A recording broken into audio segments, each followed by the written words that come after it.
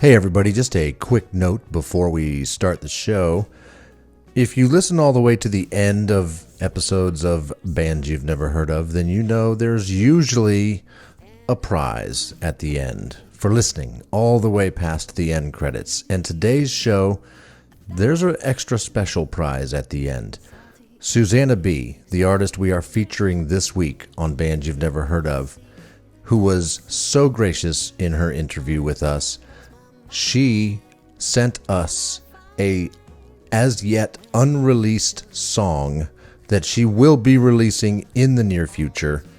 However, until it is released, the only place you will get to hear that song is on this show. And I have placed it at the very end of the show. And I just wanted you to know, because if you don't happen to be one of those people that listens all the way to the end, there is a reason to do that in this episode. And if you just want to hear the new song, well, skip to the end. It's about 3 minutes long and it's right there. So, without further ado, our regularly scheduled episode of Bands You've Never Heard of. Thanks for listening.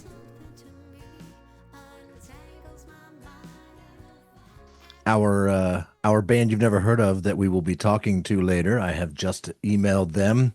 They asked me a question. They wanted to know which songs I was going to play for you before they joined, which I've never had anybody ask us that before. And they even said, is that something you share with the artists? And I thought about it a moment, and I went ahead and told them exactly which songs I plan to play for you. And this was just now. So now you're going to change it up just to fuck them up. Right. So they're going to be ready for my jackacid questions. Yes, they should be ready. Bands you've heard of. Hello and welcome to Bands You've Never Heard of. We're back. JR, Back. Gary, how you doing? I'm doing phenomenal. We had a great practice today. And Yeah. and then we had a video shoot, real quick, short take video. And now we are doing this. It's definitely the JR and Gary show today. So we've been together a bunch doing stuff. I'm excited for the new single to come out. There's always a new single to come out, so this is relevant anytime we say that, as long as I know the single is. every one there's a new one coming out. Yeah, our band that you've never heard of, to be fair, is releasing a new single every month of 2026, and Give or take. roughly, there will be 12. How about that? We have more than 12 songs, right? So Yeah, we have 16. And then we have 3 new ones that we're gonna come out at some point too. So, well, Gary, this week's band you've never heard of is yet another example of a band with management that reached out to us. oh yeah, Yes, I love when this happens. It totally makes my job easier because. but it also means that we are making an impact. Yeah. However slight it may be, this is a sure sign that we are making an impact. We're going to have to change up. I just thought of this earlier driving into the studio today. You know how we often ask our bands, did it annoy you to be contacted by a podcast called Bands You've Never Heard of? So we got to change that up a little bit. Did it annoy you that your management Yes. signed you up for a podcast called Bands You've Never Heard of? That could just be the different way to ask that question. Yeah, no, it's the same question. Do you still have the same management company? But I got a feeling that these the PR people, the management, whoever these people are reaching out to us for these various bands, because it's happened a bunch of times now, and we're not done. We've got more bands that have reached out to us that I haven't told you about yet, Gary. Well, of course, you I know. don't. You can't. It's against the law. It's bylaw number 1 on the BINHO bylaw list. I am curious if these people are doing a version of what I have done. You know, I have found artists for this show in so many different ways, but one of the ways is I have asked AI to give me a list of bands that should qualify for our show based on our criteria. No more than 100,000 plays on Spotify or YouTube. That's kind of it at a baseline. We also have to like them. So AI can't tell me if I'm going to like them or not, but Yeah, you're the first gatekeeper, and then you have to determine if my curmudgeonly old ass is going to like it too. So, and so far we're batting 1,000 on that. yes, we are. We are absolutely batting it. Unless you've been faking it, and if so, you're a really good actor. Have you ever seen me fake it? I don't think so. That's how good I am. So No, I have man, asked I would go see any of these guys live. I would have them over to my house. I would pour shots for them. We hang out. I listen to their music. Everybody so far has been an absolute treat, and I don't expect that to change. I really don't, because it won't be changing this show. I can guarantee you that. So I have asked AI for these bands, and AI has not batted 1,000 by any stretch, but it has led me down a road to a band that we have featured on this show. So it does work. But it didn't save me any time. I still had to do the research, listen to the music, and really decide and all the things, right? But I'm curious if these management folks that are reaching out to us are asking AI, hey, what podcasts would be good to promote my artist on? And maybe our show comes up, right? That would be super cool. I mean, as much as I hate AI, I mean, we could go into that for a while. And this is not Gary Goes On and On and On. If you want to do that, do it on your other podcast. I will. But no, I mean, but that is, regardless of what I think about AI, if they're going on AI and we're coming up on that definitely means we're making an impact, because they ain't picking up on just anything. Yeah. I mean, that's mass data right there, you know. So well, and I'm hopeful that these folks are then doing what I do and vetting the AI, researching it, right? Like, do they get shown a list of podcasts that might be good to promote their artist on, and then they go check them? Do they listen? Do they check them out? Do they go to our website? How do they determine whether they're going to actually reach out, or do they just, spread the net as wide as possible and we happen to be caught in it? I don't know. I would love to know more about how that's happening. Maybe one of these management folks would be willing to come on and do like a completely separate interview where we just get that would be cool. The behind the scenes. I'm brainstorming that. Thing. So yeah, that's good. I've got several to reach out to now. So we'll see how that goes. Oh gosh, why are we making people wait to hear today's band you've never heard of? I don't know. Because that's what we do. Well, I guess that's bylaw number 3. We're going string it out as long as possible. We're going to wait no longer. I am ready to do this.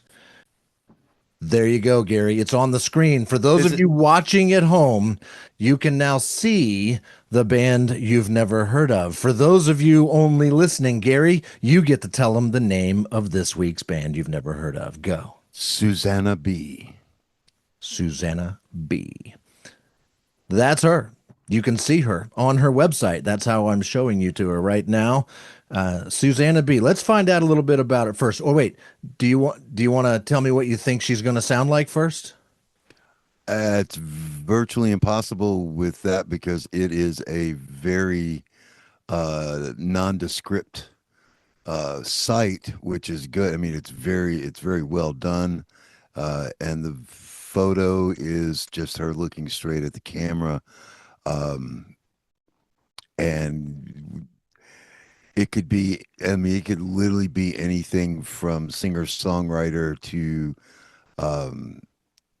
art rock, or even like bagpipe metal or so. It could be anything. Cool. Well, here's what we're going to do. We're going to start with her new single. It is called More Love. It is out now. It was released this year in 2026. And as she describes it on her website, it is a funky, danceable song about what she believes is true, that the best response to anything and everything is love. She was raised on the Beatles, and love is all we need.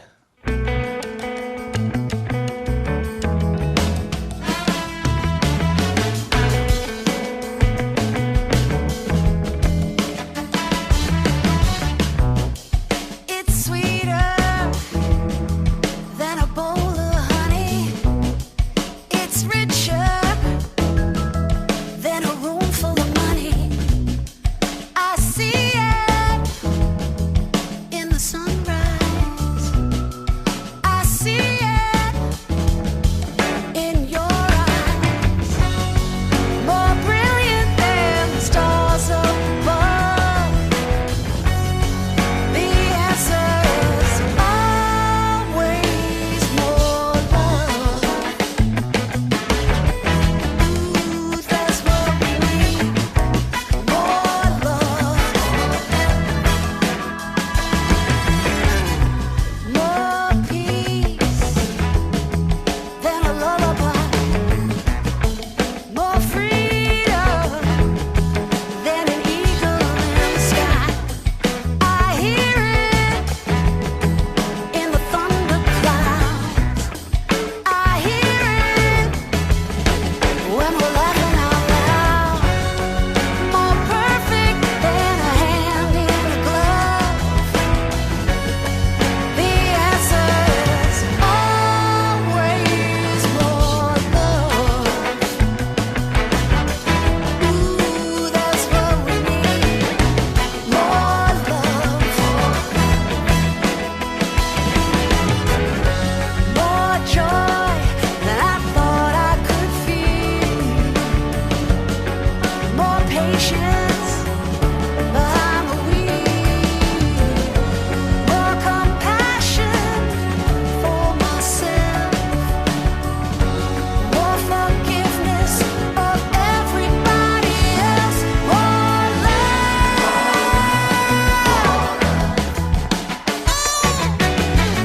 Yeah, that's what we need.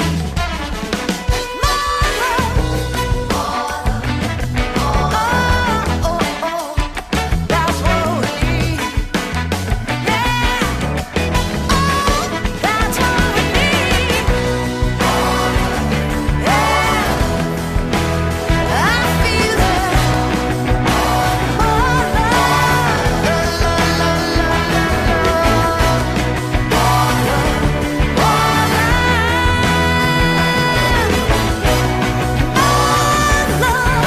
That's what we need.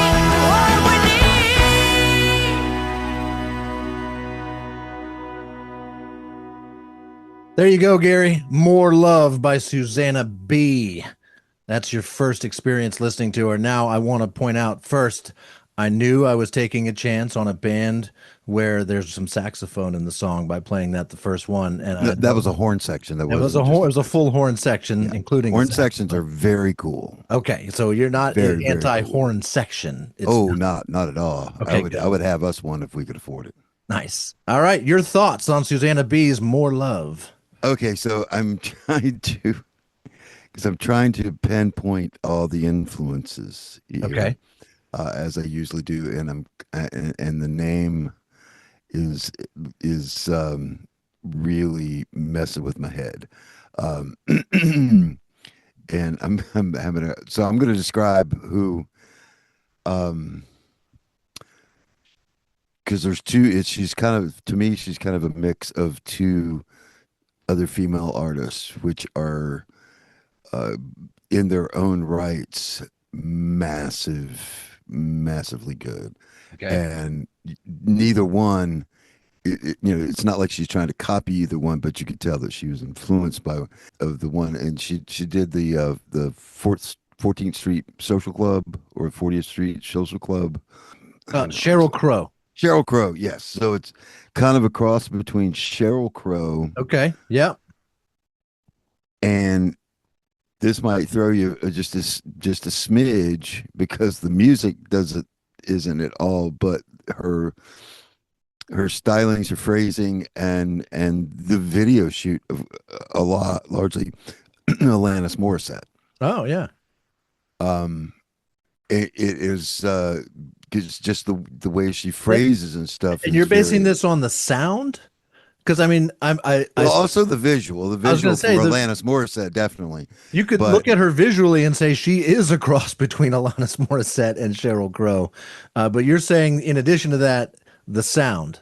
oh, but there's definitely a lot of both. I mean, for the Alanis Morissette, it's her phrasing.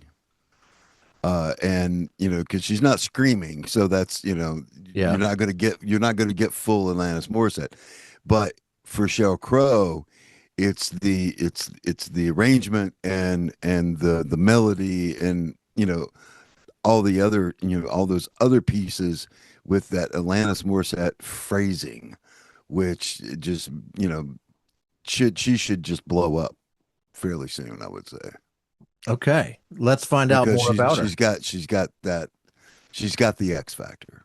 Susanna B is a New York-born, Los Angeles-based singer-songwriter whose work bridges the tradition of great American songwriting with a distinctly contemporary emotional voice. Known for her rich, expressive vocals and deeply human storytelling, she creates music that blends adult contemporary, soul, soft rock, and jazz influences into a sound that feels both timeless and unmistakably her own. There's the first part of her bio. We're not going to do the entire bio in one fell swoop. I'm going to drop in pieces of it. We'll continue with one or two more paragraphs. Emerging from New York's off-Broadway and downtown music scenes, Susanna B developed a strong foundation in performance and narrative-driven songwriting before establishing her artistic home in Los Angeles. Her voice reflects this dual influence, combining East Coast lyrical sophistication with the melodic warmth and introspective openness often associated with the West Coast singer-songwriter tradition. Is that what you were trying to say? Yeah. just a little less PR-y, Sure. Going on. This is very well written, but it gets, as with most of these that we see, they get a little gummy, just a little gummy. So Well, we know she has management. She probably has somebody writing her website for her and doing a fine job. Her vocal style, intimate, soulful, and quietly powerful, carries a rare emotional intelligence that allows her to move effortlessly between vulnerability and strength. Her songs explore themes of resilience, self-reflection, healing, and personal evolution, delivered with a maturity and authenticity that distinguish her among today's independent singer-songwriters. So that's where we're going to stop in her bio now. I want to pull up her Spotify so you can get an idea of what we have there. Let's go back here to the homepage on her Spotify. So she's got in her top 10 some songs with some plays. Now, these ones with a lot of plays, like 96,000 plays. Ooh, I told you she was getting ready to bust out. That's not her song. Recognize the title of that song? Yeah, I do, but I don't know why. I believe that's a John Lennon song. Okay. Check the credits here. Is it the Beatles? What? There we go. Yeah, John Lennon. John Lennon. Okay. Yeah. So we're not going to play that one for you today because I don't think we can get the. I don't think we're going to be able to avoid a copyright strike on that one. Yeah, I don't have Yoko's phone number anymore, so. And Everlasting Light has almost the next most played songs, 45,000. But this is also a cover by the Black Keys. Ooh, right? Actually, that might be fun. It would be a lot of fun, but I don't think you we're going to get the rights to play that one on the show. That's either. right, duh. Because So we're not playing that one today.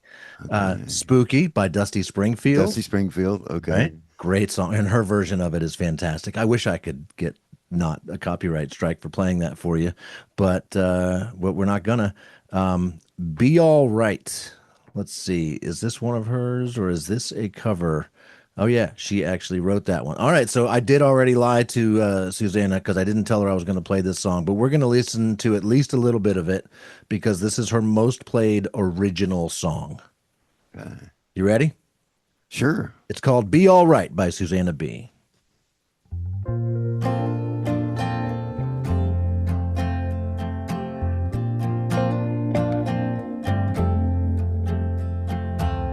I may be wrong, I may be right.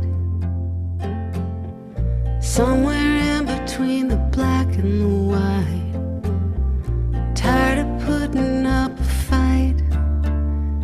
time you can be right.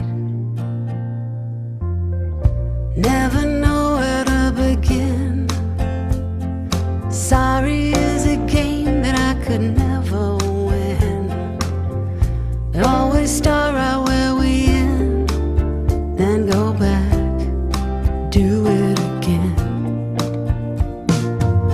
Tonight I'm letting it go. Tonight I'm walking down the open road, and I don't care where it goes. I know it'll be alright, be alright.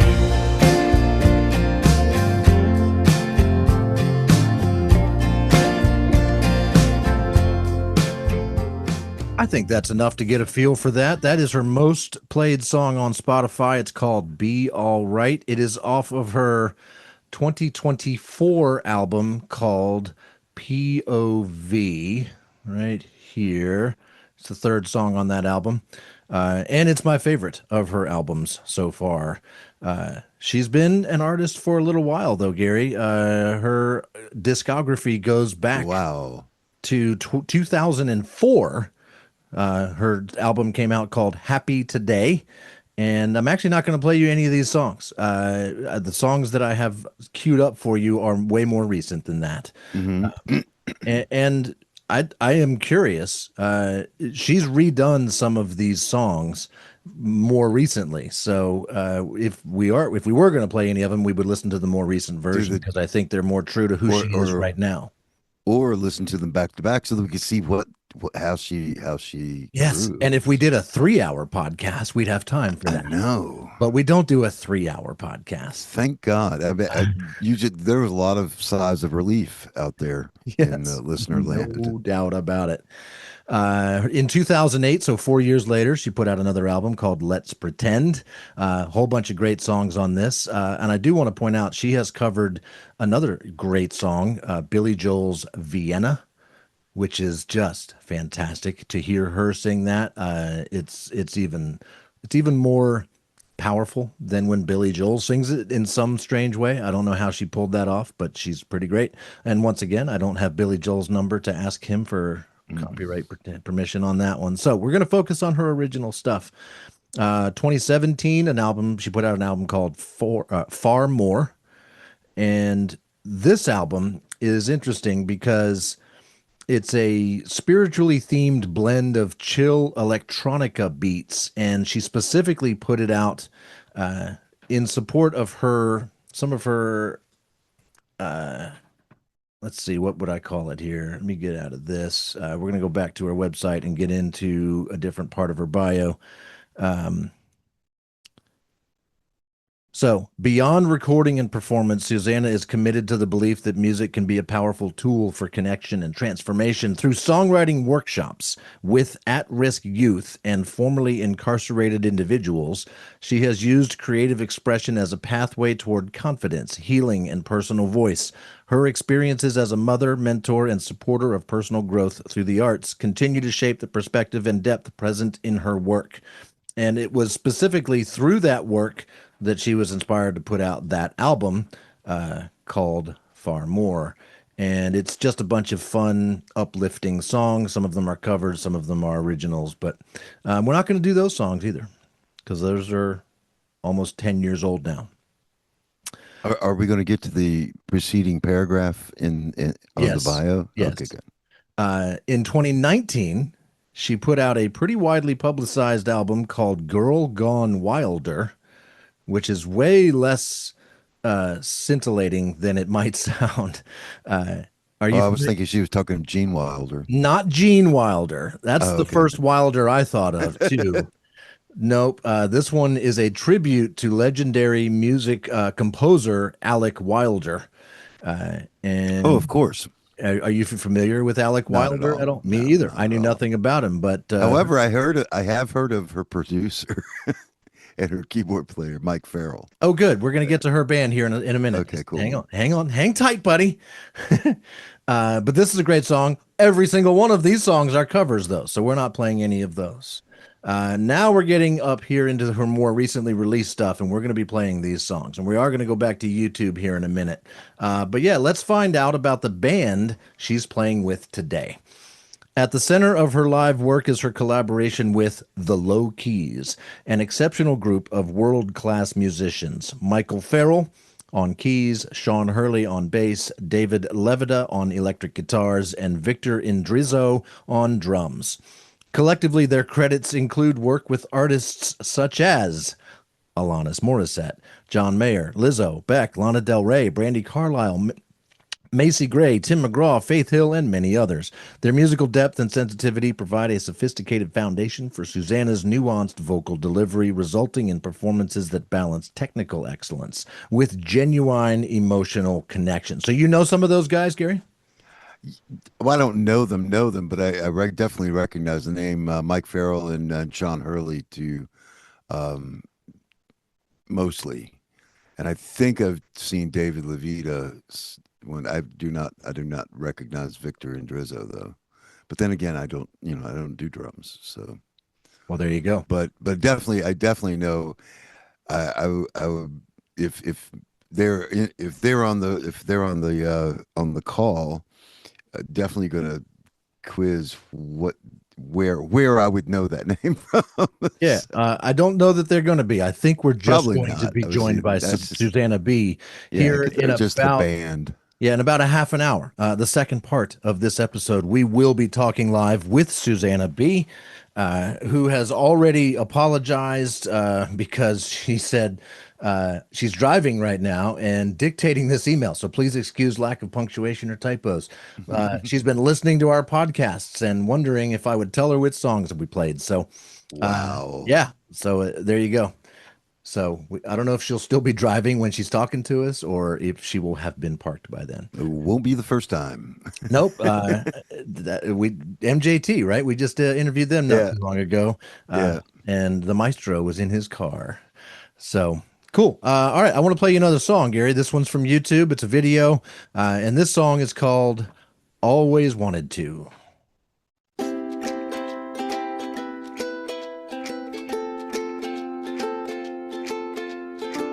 I always wanted to play ukulele. I just love to say ukulele. It's about time to play, 'cause this all will end someday, and I wouldn't want to say I didn't do what I always wanted to.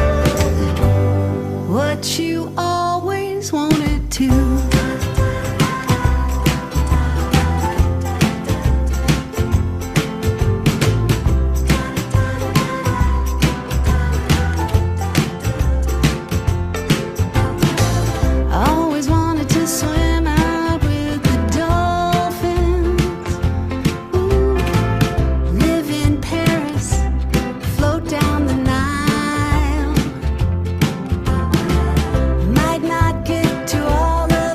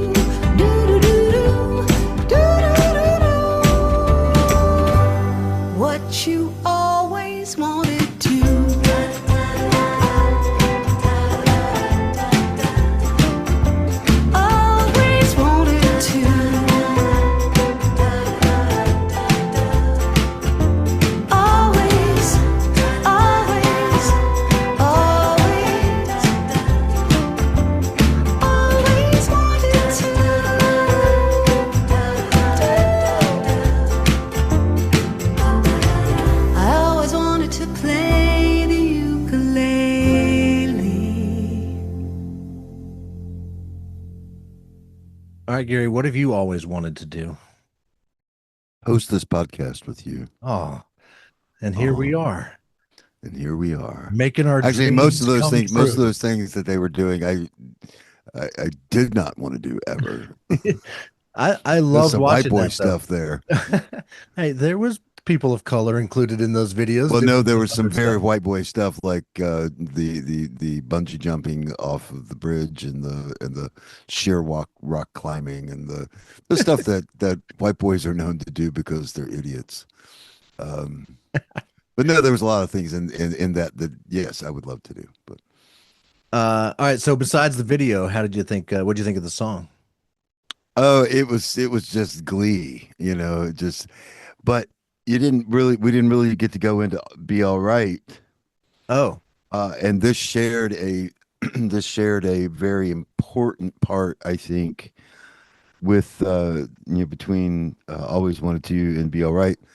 Her vocal, because well, in Be All Right, it's very, she comes in very dulcet and very, very deep and breathy, and then she goes into that upper register.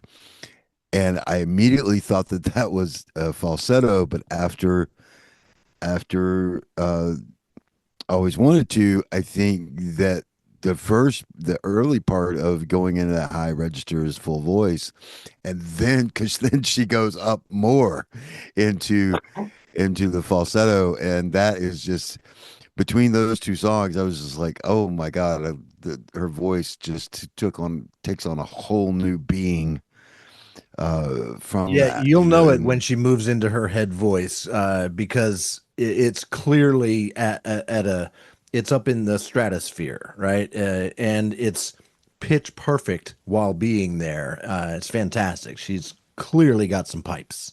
yes, definitely. But I also wanted to go back to Be All Right because my first note on Be All Right was I'm a little sketchy on the writing credits because I think Bruce Springsteen wrote that.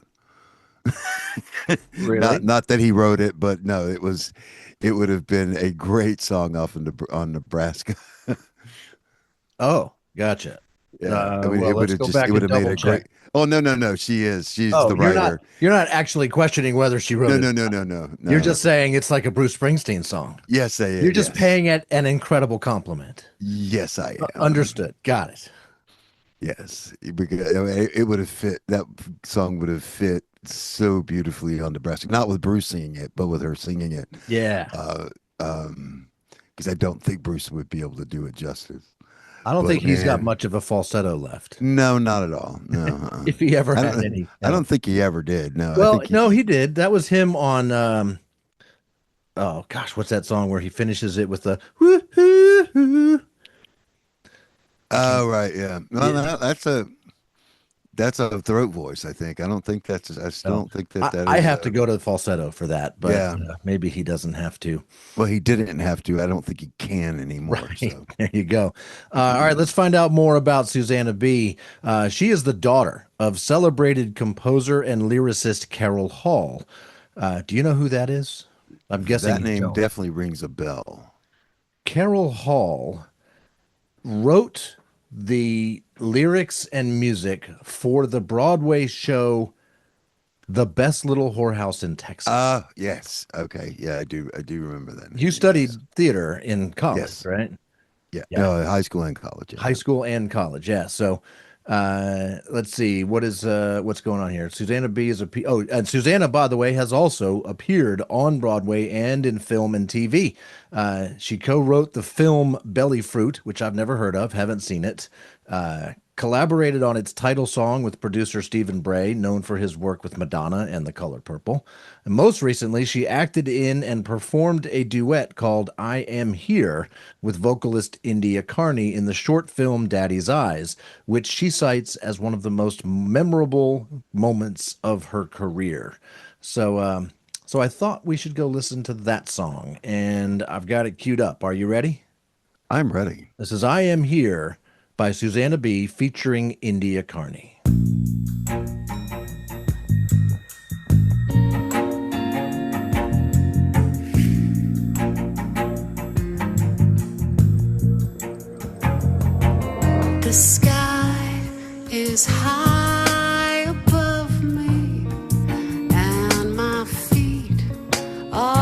standing on the ground. The silence whispers inside my mind, and a peace in me is found. I am here. I am here. I am here is my song. I am here. I am here. Here is where I belong.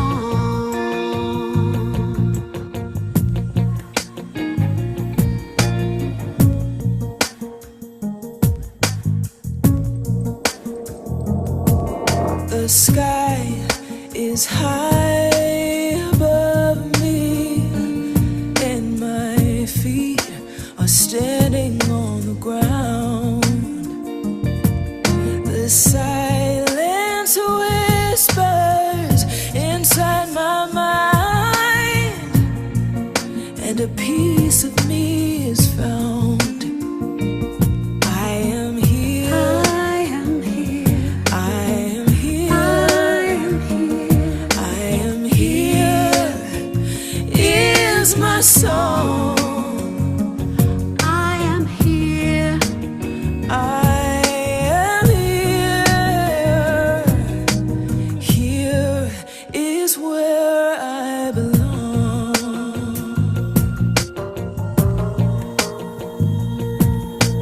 Here is where. Here is where.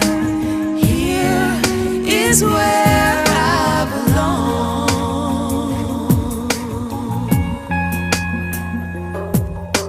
Here is where. Here is where. Here is where I belong.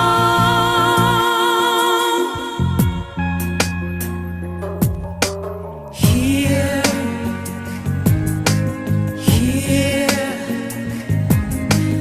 Here is where I belong. There you go. That is I Am Here from the movie Daddy's Eyes, about a mother and daughter who were separated by authorities, both talented singers. They have remained separated for more than 20 years by wealth, fame, race, and a drug habit. And Susanna B is in that movie as Lola Sinclair, and along with India Carney as LaDonna. All right, so that's the story behind the song I Am Here. We got to watch the lyric video. Gary, I saw you taking notes. What are your thoughts, buddy? Oh yeah, I had to I had to do some quick research while I was listening to that because I'm like going, oh my god, oh my god, oh my god. They'll start out by immaculate song, and the performances were great. But all right, so I'm going to take you. You might not even know this because I think this might be before your time. Okay. Are you a fan of the James Bond franchise? I'm not like a diehard James Bond fan. Those are two different franchises. Die Hard is with Bruce Willis, and James Bond with the whole. I was like, what are you talking about? No, but I certainly enjoy the more recent ones. I can say the first one I remember being excited about was with Timothy Dalton, with his debut as James Bond. That was my introduction into the James Bond franchise. I'm going to take you a couple of James Bonds back. Yeah, so Sean Connery? Not all the way to Sean. We're going to take you to Roger Moore. Roger Moore, okay. The Spy Who Loved Me. Carly Simon and Marvin Hamlich. And once again, it's not, they didn't steal it or anything, but man, does it embody that song, it just, and then when Carney comes in and it adds this bit of Sade to it, it's like, oh, damn. Mm-hmm. and the whole thing, love it. Yeah, no, this is a great song. I was listening to it today while I was driving to band practice with you, and we weren't driving together. I was just listening to this while I was coming to see you, and I knew I had to play this song for you in this episode. It's just too good. And so some of the older songs got bumped because we're focusing mostly on her more recent stuff. Now, there were two singers on that song, but Susanna B did indeed write that song. So that is, she is responsible for that amazing sonic experience. I've got one more song for you, and I'll play it on YouTube because we've got lyrics there. It's not a lyric video, though. It's just a static image. So I'm going to scroll down and we'll watch the lyrics as we listen to this song. It's probably my overall favorite Susanna B song. Let's go see when it came out first, just to get some perspective on it. Let's see here. Discography. Looking for Too Much. Came out last year, 2025. So this should be single 15,000 views. Yeah, 15,294 plays just on Spotify. On YouTube, 24,801 views. So that's nice. Yeah, so it's getting some traction, and certainly I'm confident that the interesting choices she's made to cover some pretty great songs are helping people notice her. And then it seems to be expanding into her original stuff as well. So this song is called Too Much by Susanna B.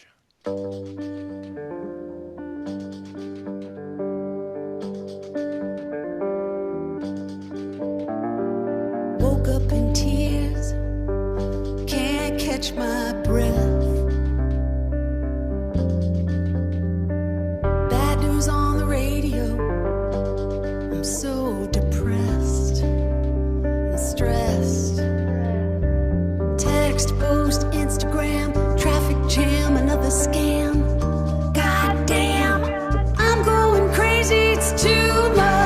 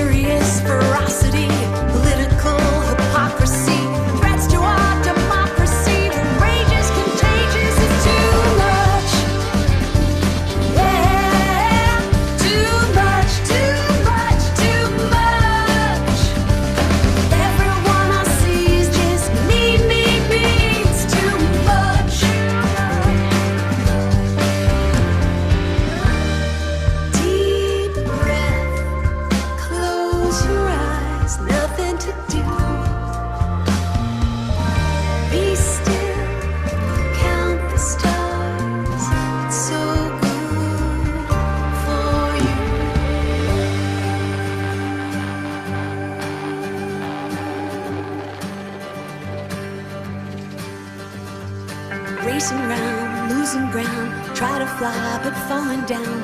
Climate change, corporate greed, buying shit that I don't need. Overwhelmed, underpaid, 3 a.m., so afraid. News, noise, heat, hate. Is it too late? It's too much. Yeah, too much, too much, too much. Everyone I know is just go, go, go.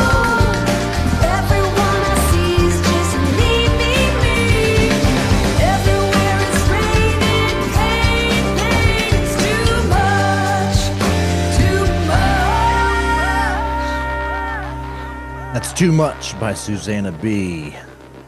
I want to, before you start, Gary, I just want to say, as I listened to that many, many times today, it occurred to me that the songwriting style, the arrangement, feels like a Gary Hawthorne style song. There was things about, and I can't even like drill down and tell you specifically what I mean by that, but it hit me when it goes to the bridge, right? Yes. Like it felt like a song you might have written or might have wanted to write. It did have a lot of those elements. And it's funny that you mentioned that because I'm like going, well, this is what I would have done. I would have done this, but I would have kicked in where she kind of stepped it up. She had the not soft part, but kind of normal part, and then she stepped it up a notch, and then she took it. And I'm like, because right when she took it up a notch, I'm like, oh, boom, there we are. We're gonna hit. Yeah. That's where it's gonna hit, and it didn't, and I was kind of disappointed. And then then it came, then it hit, and I was still kind of disappointed because I think, but then again, she's done way more better than I ever have.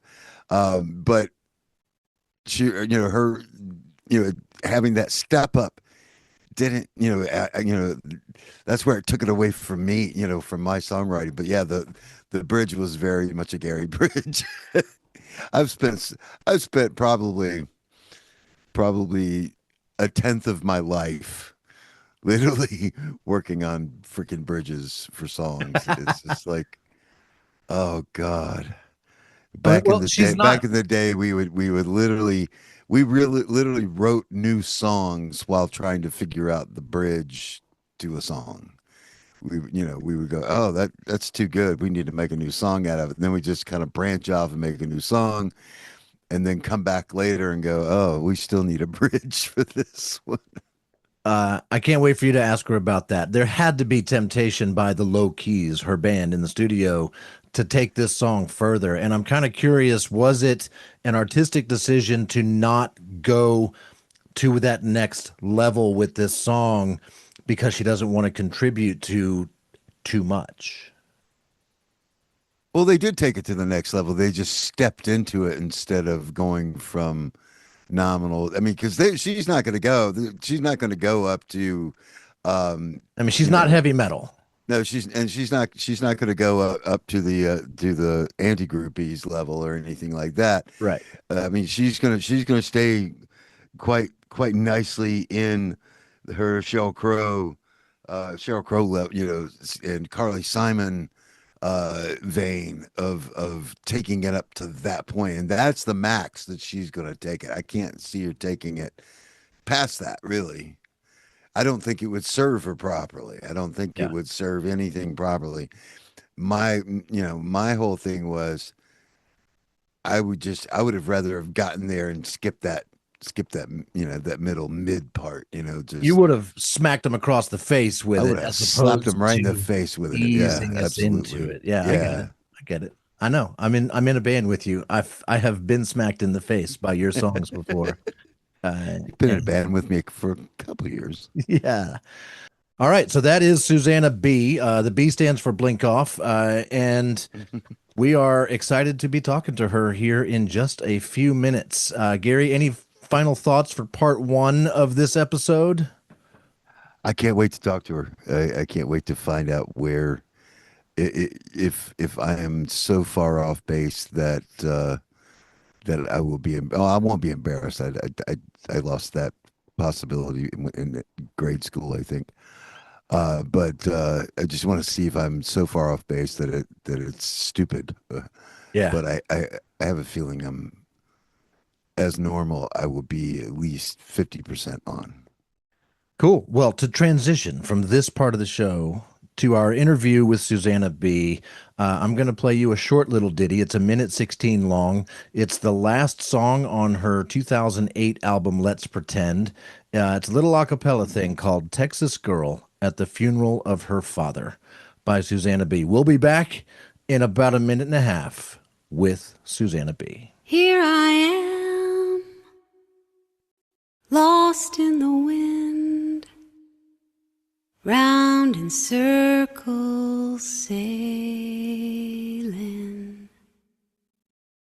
like a ship that never comes in, standing by myself. Sing a sad song for a good man. Sing a sad song for me. Sing a sad song for a sailor 1,000 miles from the sea.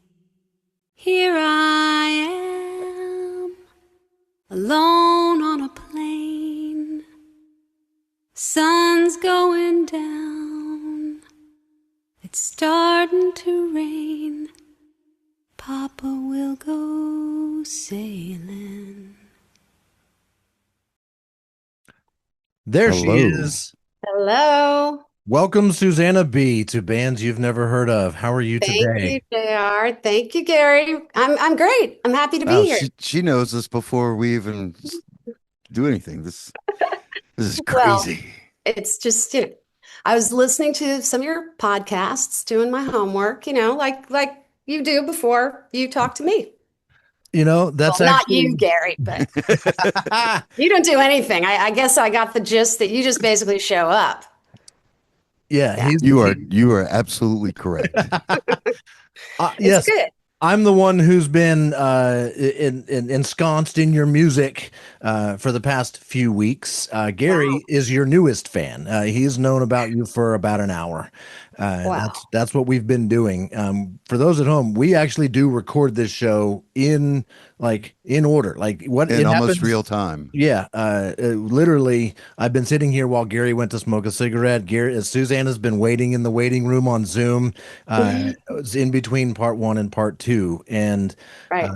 you, unlike most artists whose management reaches out to us to potentially put you on our show, did the research. Most of these artists, when that happens, they're like, "What show is this?" They don't know anything about it. So the fact that you went and did some research is impressive. And she showed up Well, early.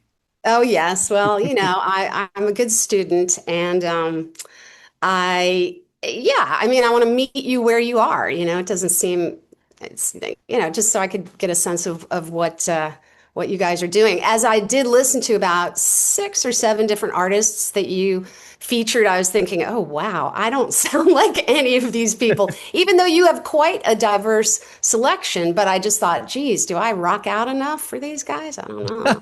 Oh, you haven't heard some of our less rocky ones, so Okay. Yeah, I did. I did yes. hear a folky guy. So, but I Mhm. love the diversity of it, and I just appreciate, any place to spread my music at this point. Well, I'll let you ask me questions, but Well, no, I go really, ahead. my big goal is like, I just want to, I say this, it sounds weird, but I want to touch ears. Like Yeah. I really want to reach people. I don't have a goal number in mind or any of that stuff, but I just really love the idea of my music getting to people who have never heard it before. So So that's the it point. it didn't bother you when your management, or I assume Jennifer, I believe her name is, Uh-huh. told you, "Hey, you're gonna be on a podcast called Bands You've Never Heard of," or do you want to be on a podcast called Bands You've Never Heard of?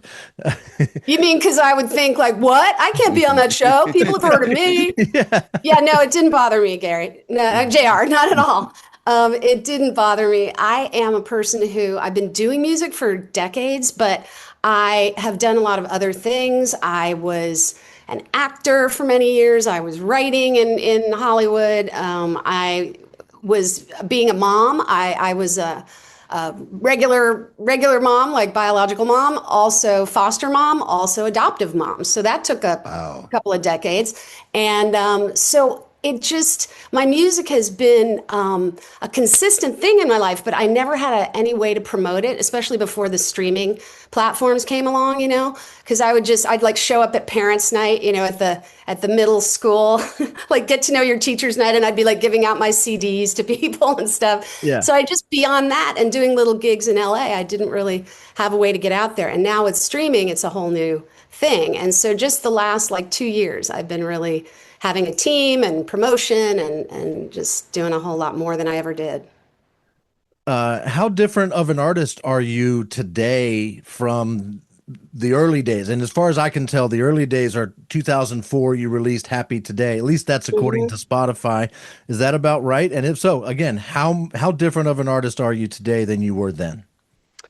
That's a great question. I think I am more confident in my own taste and my own knowledge. I was a person who grew up around music. My mother was a musician, successful singer-songwriter, actually, or songwriter particularly.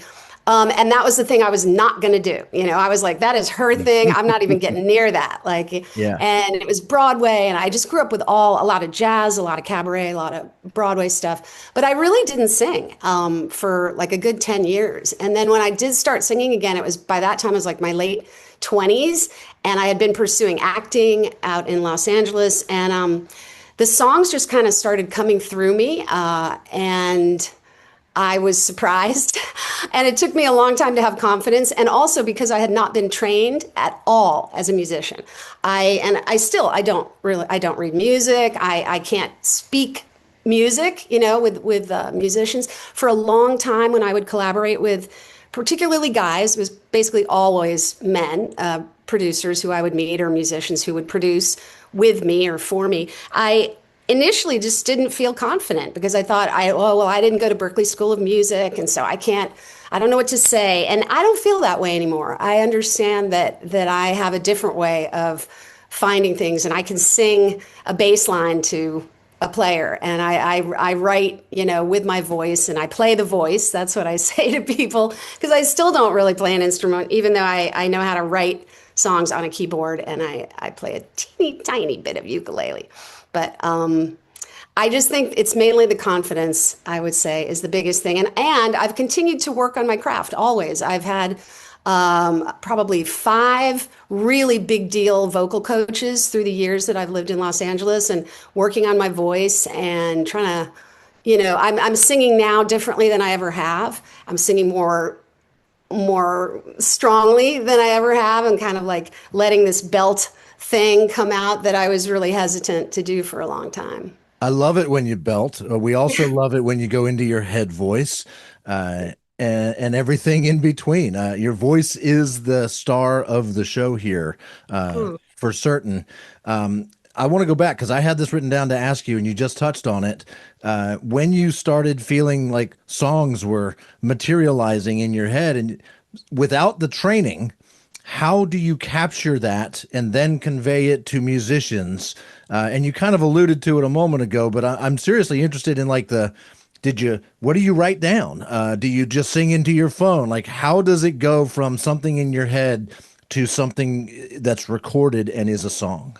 Yes, that's excellent question. I mean, I often, I have a notebook that I always have lyrics going. I'm a big, this is kind of a standard thing. A lot of people do it. I guess it's pretty standard pop songwriting type approach, but I took a class at one point and it really made sense to me. I usually start with a hook.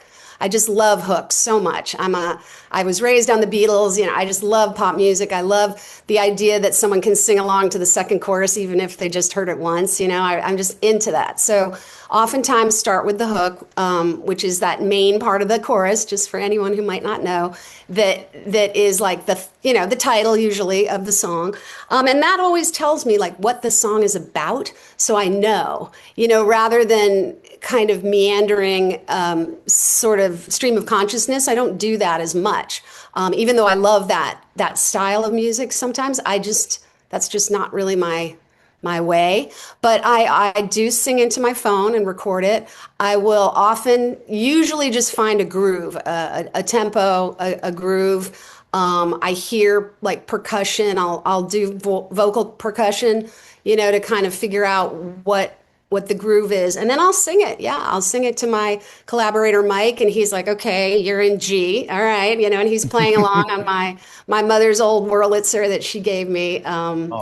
She passed away. So it's one of these treasured things I have. And Mike comes over to my garage and, he starts translating it for me musically. But like in one of the songs, I have that came out recently, More Love, like that was a bass line I heard in my head. And when I came to my bass player, I said, you know, he's a huge player. He's played with many, many people, and he's a wonderful musician, Sean Hurley. And I said, Sean, I hope you're not going to mind that I'm like giving you a bass line here. And he was like, no, I like it. It's cool. And he like changed one little, you know, note to make it his own thing, and it was cool. But that's kind of how I do it.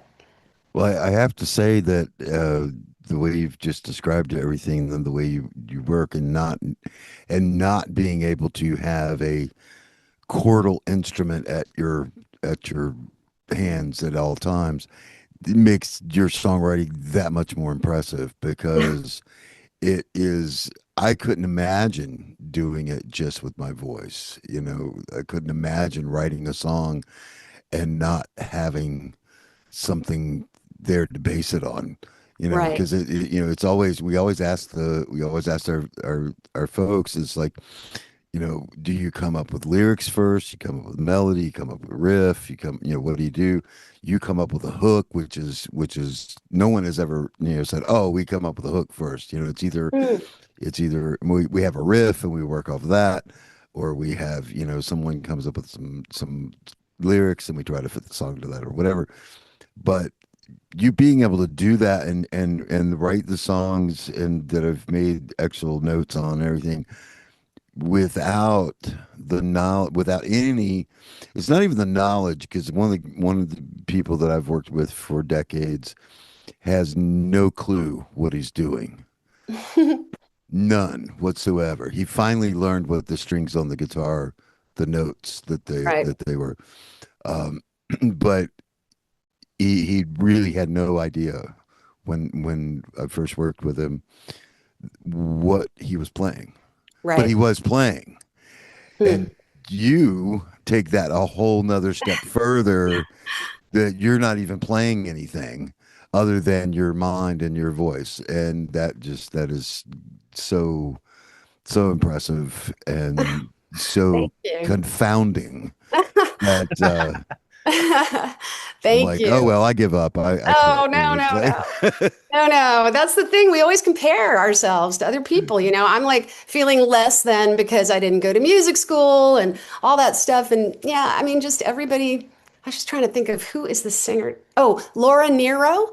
mm, I remember my mother, I was kind of giving her a hard time and I was saying, why didn't you make me go to music school? Why didn't you make me play the piano? Damn it. You know, you're supposed to do the mother thing and make me. But my mother had been forced to play the piano when she was like 3 years old. And she was raised by a very strong-willed kind of classical music stage mother. And you know, my mother was like when she was 12, she was playing with the Dallas Symphony Orchestra, and you know, just that kind of thing. And it wasn't really all that enjoyable for her, so she just let me and my brother be. And you know, I kind of tried to do a medium ground when raising my boy. He's a drummer and a wonderful singer, but I made him take piano because there's a certain part of it that's really, you know, tedious. And there's like, you know, a number of years where you're like, I'm not good. Like, this doesn't sound good. Why can't I be good fast? And it just doesn't happen like that. But my mom, I remember she said to me, oh, stop complaining. You know, Laura Nero doesn't read music. She doesn't know any music. And she sings melodies to people, you know, just out of the blue. And that, you know, I heard that, and that made me just give myself permission more and more to just, you know, do it my way. And I will say I did study with a great guy whose name is David Cat Cohen.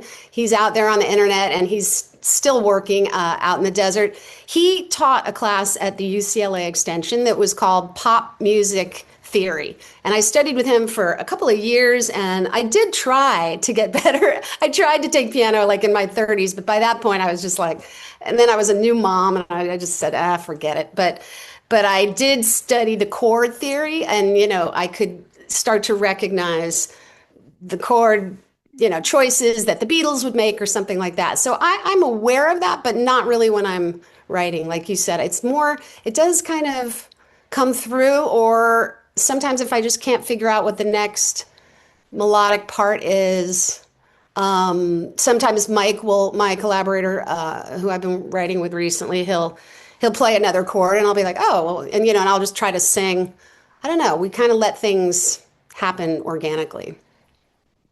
Yeah, so I did want to ask you about Mike Yeah. because his name is I recognize it very readily, and Mike so Farrell. yeah, What do, and what do you what and do you I want to don't know know? why, and I Well, don't his know name's why. Michael Farrell. I call him Mike Farrell. I guess we met now it's about 7 years ago or so, 7 or 8 years. And he has worked with some of the best folks. He I know he worked for a long time with Morrissey, and this is co-writing as well as being in the Hmm. band. He's worked with Alanis Morissette for many, many years, and he co-wrote two songs that were in Alanis's Broadway show because they needed a couple songs to like that weren't her big hits to just kind Hmm. of change the Flesh it out. beat Yeah. or whatever. And he wrote those with her. He worked with Macy Gray. He's toured with Steve Martin and Martin Short. They go around with banjos and stuff. And he's just incredibly talented. Plus, his like side job is he's working on American Idol, and he's one of the associate music producers and Producers. arrangers Okay. there. Yeah. So that's So probably where I've he seen it. knows Yeah. songs, and he's just wonderful, and he's really nurtured me and been so supportive. And I would say he's a really big part of how I have become more settled in my own, musical confidence and willingness to take chances and things like that. Yeah. So you sent me an email just about an hour before we started recording saying, "Hey, what songs are you going to play, Gary?" Yeah. Yeah. I didn't know if you told artists that or not. If We that don't was use, we never do that. But But just because they've never asked before. exactly. Really? There Oh wasn't a my rule gosh. against it. Because I was like, okay, well, I think Gary might like this one the best. Like I was strategizing as I was. Ooh. I'm because you asked, I now want to know, what did you think of the Yes. choices that I made of the songs to play for Gary? Well, I was really surprised by "I Am Here." That really surprised me because that's a sort of a one-off in a weird way. That's a Hmm. very special, strange song where I gave myself permission to not write a regular song. I would call that a chant. It's really a chant. It's just twice through, same thing. And I it's would call very it something easy. else. And I've done a lot of group singing. I have a friend, wonderful actress named Maggie Wheeler, who for 25 years led an a cappella choir in Los Angeles and Cool. the Golden Bridge Community Choir. And there were no auditions and we didn't have any sheet music. And she learned this technique through some of the women who were in Sweet Honey in the Rock. She really learned this tradition of orally, call and response, and that's how you teach songs. So I was with Maggie for so long, and I took a number of workshops with other people who do this group leading, song leading, it's called. So I know how to song lead, and I was really thinking about song leading or like "I Am Here" just literally kind of came in my head at a moment where I was really open. I had been meditating. I was at this like retreat place, Esalen, up in Big Sur, like very 60s, 70s roots. It's a very lots of workshops and stuff. And I was taking a workshop, and that song just started. Well, it was inspired by something that one of the leaders of one of the workshops, Paul Selig, his name is. He's a medium. He's a clairvoyant, and his last name is Selig. He's amazing and wild, and I've known him for many years, even before he became a clairvoyant. He was a playwright, and I met him as an actress. And so he said something in the workshop that it struck me as wisdom, and it had to do, and it was, "I am here," to just sort of to ground yourself, that you say, "I am here, I am here, I am here." And I just started hearing that with a melody, and then it became a song. But that really surprised me. I didn't know. Tell me why you chose it. I chose that because listening to it while driving around the last few days, I would repeat it almost every single time. It was Awesome. haunting. It was great. Mesmerizing. I have a really good stereo in my vehicle. That's kind of what I do. That's my side job. That's my main job. Yeah. And so it sounds fantastic on a great set of speakers, a subwoofer, an amplifier. Oh. Crank it. And Gary's about to tell you. And once he said this, I was like, yeah, I'm 100% with you there. Gary, what did it make you think of? Uh, are you a follower of the James Bond movie Yeah, series? I've seen some James Bond movies. Do you remember? Because you're not old enough. I know. Uh-huh. But have you seen any of the Roger Moore ones? Of course, and I am The, old enough. I'm like so old enough. oh, okay. Well, so's JR, but he had no clue. But anyway, The Spy Who Loved Me, Yes. Carly Simon and Marvin Oh, Hamlich. oh yeah. You channeled both of those, and then when India came in, you threw some Sade in Yeah. through the side door, kind of, Love it. and just listening to you describe how you wrote it and how you write everything, I'm just like, my brain's just kind of going, oh, uh, because that, and two of the greatest songwriters of the modern era, you were able to channel them completely unknowingly, Wow. That's and I love that. then adding, of course, you're doing it on your own terms anyway, and not knowing what you're doing, it makes it that much more wonderful and beautiful. But then you add this entirely other context into it, and we're not here just to butter you up because we have no reason to, but It I is got I enjoyable. I gotta mean, call it as I see it, as I you hear you it, don't and need to stop. I I just mean, gotta I guess you could, but I just gotta well, first, call it as I see it or as I hear I'm it, and that was just that was one of my favorites that he thank played for me, you. definitely. Susanna, Thank you it's so okay to much. interrupt Gary. He sometimes doesn't stop. Well, thank you. That CD actually, credit where credit is due. That was before I started working with Mike Farrell and my current band. I was working with John Ballinger, who's a wonderful composer, musician, guitar player. He plays everything out here in Los Angeles, and was a friend of mine for many years. And that was a CD that I just said, I want to give myself permission to be spiritual. I'm not going to think about, is this a song that's going to get a sync license in a TV show or whatever? Like, I'm just going to let all of that go, and I'm just going to let myself be spiritual, whatever that means. I wasn't raised with any particular religion. But my mother was always like a seeker, and she was always kind of church hopping. And she even wrote a musical called To Whom It May Concern, which was about what people are really thinking when they're in a church service. And it ran off Broadway for a good amount of time. And so I found my way to Los Angeles, and I found my way to a spiritual center that made sense to me. And so I just let myself, express some of those ideas on that CD. I look back at that and I like it. And the sounds, yeah, I mean, that was working with John Ballinger in his studio at his home. And just working together to find stuff. And I would say like, well, what about, I don't know, it feels like we need strings. Like, what about cello? And I was like, okay, yeah, let's try that. And how about this line?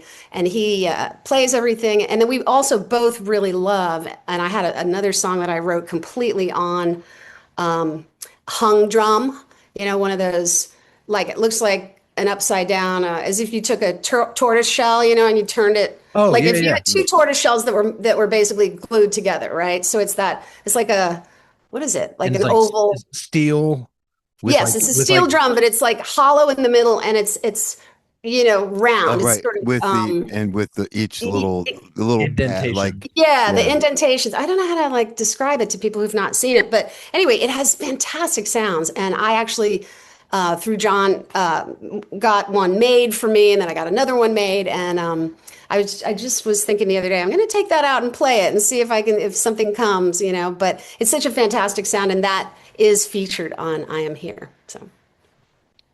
And also featured in the short film Daddy's Eyes, is that right? In which you Yeah. also acted?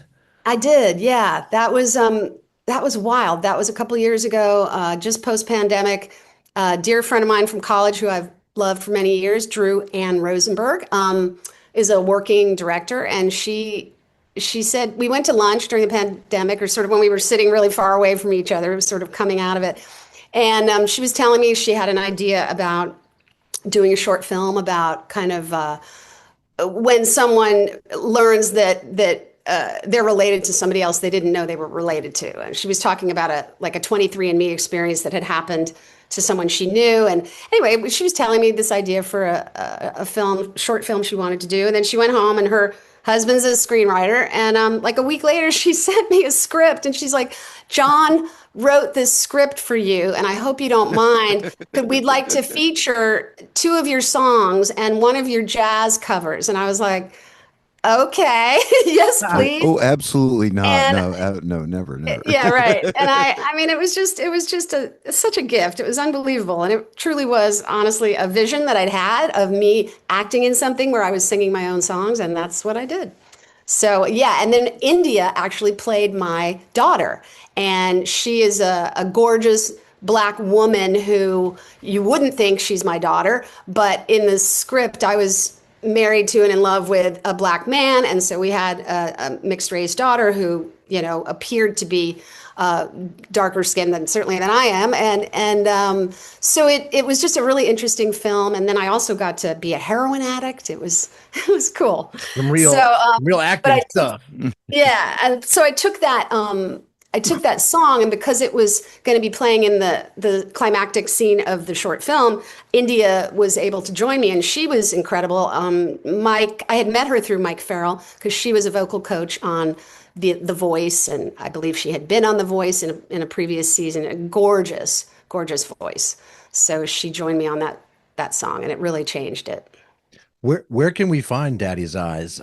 Is it streaming anywhere? You know, that's such a good question. I should text Drew while I'm on the phone with you. Yeah, let's find out. Yeah, I will. 'Cause I would like to see it. Yeah, it's pretty wild. Let me see. She just texted me the other day. Here, you guys talk while I text my friend. No, that's okay. If I start talking, JR will tell me shut up. So, Well, so you listened to the other songs. It was More Love. And yeah, Be All Right. we started with More Love, your most recent single. We've got several songs in our band that have love as part of the theme. We feel pretty strongly about it. We literally are getting ready to put out a single this week called Love Will Find a Way. Nice. And also written during COVID. Yeah, and so I knew in addition to it just being a solid song that the sentiment was going to work pretty well with Gary's sensibilities. So that was the main a bunch of reasons to choose that song. But yeah, so that's More Love. What did you like about that song, Gary? Yeah, Gary. Yeah, Gary. Well, I you know, I was paying attention to who was in the background too. But that was love the video, by the way. But what I was hearing, and JR actually nailed me down to this, because it was a mix of, to me, it was a mix of Alanis Morissette's phrasing with Sheryl Crow's melodic sense and harmony sense. So I mean, and also the video style was very Alanis Morissette, and that, you know, I had to kind of close my eyes for a while to make sure that I wasn't just going off the video. But that was, you know, that was a thing of the phrasing and the melodic and the melody coming together in a completely unique way. And so JR wanted to make sure that I wasn't just going, oh yeah, in the video she looks kind of like a Alanis Morissette every so often. And I'm like, no, it's the phrasing, because she has a very specific way of phrasing, probably from being Canadian, that From being a goddess, I think that's and really also what I think. being having been God before. But it you know, and different, you know, because different different vocalists have their little phrasing quirks, you Yeah. know, Yeah. and some of them are good and some of the bad. But in this case, just it was just simple stuff. It wasn't anything that was like stuck out, like going, oh, she's trying to be, she's trying to sound like Alanis Morissette, or she's trying to do this, or trying to do. It wasn't like you were trying to do anything, but you were channeling Hmm. those two artists together. And that's one of the things I'm sure that you picked up on from the other things is I kind of hunt for, where's this coming from? What are Sure. what's your background? What's your, what have you listened to? Right. What has inspired you? Well, And so, definitely Alanis and Cheryl for sure. I mean, they would go on a list of my influences, absolutely. As would Ella Fitzgerald and Stevie Wonder and Prince. I was just really into Prince and growing up, and there was always musical theater in my background because my mother was writing for musical theater, so I saw like every musical on Broadway pretty much, and I love musicals, and the Beatles. I mean, I think, well, I was going to say, More Love is an interesting song because it was really pretty old. I wrote it like, I don't know, 15 years ago or something. And talking about spiritual, that was what I called one of my God songs because I was basically saying, my God is more love. That was the actual chorus. And then at a certain point last year, I brought it out and I played it for Mike, and he was like, wait a second, what? I never heard this song. Like, this is great. Like, wait, what?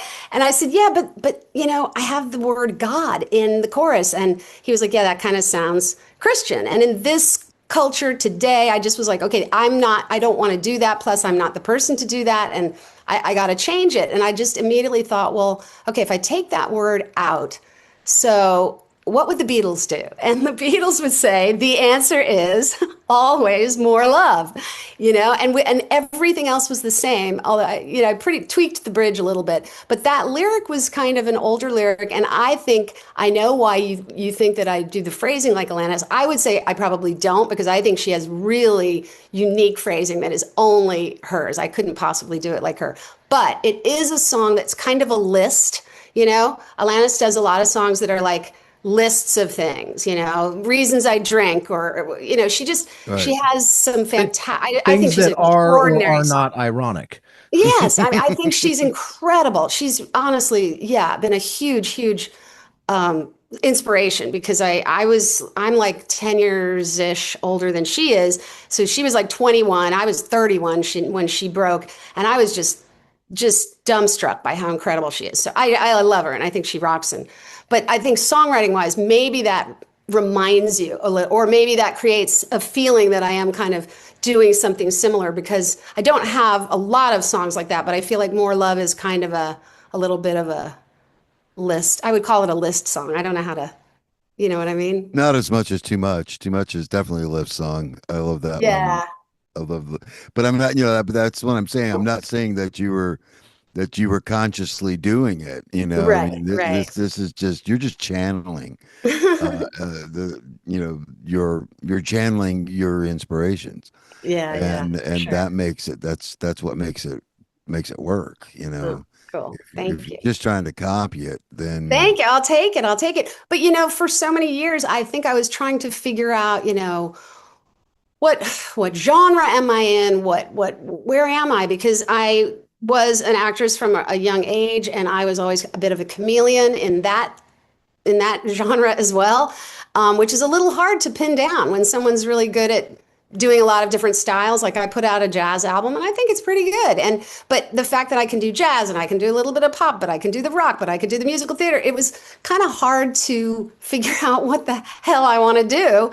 And then also, where do I belong? And I think in the last couple of years with this band and Mike Farrell, we've really been able to, I've been able to express myself in a little bit more of a cohesive way. And, it's like indie rock meets, adult contemporary or whatever, but it feels, I'm totally happy with the comparisons to Alanis and Sheryl Crow, because I adore them. And I just think, yeah, I am trying to kind of fall musically somewhere in there. You just mentioned, that you have varying skill set, the time acting, the music, all the different types of music. Yeah. It made me think of, I consider myself sort of a jack of all trades, master of none. I do a whole bunch of different stuff, and this isn't about me. So if you want to know, I'll tell you. But suffice it to say, I do enough different things that there's no way I can get great at any of them because I need to pick one or fewer things Yes. to spend Yes. more time doing that one thing to become good at it. Have you reached that point? Did you have any epiphany like that where you're like, nope, Yes. I need to focus on just this? Yes, I did because the acting was really hard to let go of, and if it comes back, I mean, like it did a few years ago, I love to act. It's fun and challenging and a wonderful art I adore. But yeah, and then writing, I co-wrote a script that got made into a movie, and like then I just became like a screenwriter for a decade or so, but not really very successful. So that felt like a long kind of just it wasn't fun. And every time I would finish something and say, geez, what do I want to do that's creative, that would be fun, that would bring me joy? It was always music. And so I've always just continued to do music. And then this last time, yeah, I just was like, okay, this is my thing. I love to do this, and trying to, as I get older, because I am 61, which is really weird to say, but, these things happen. I want a birth Hopefully, it's certificate. better than the alternative.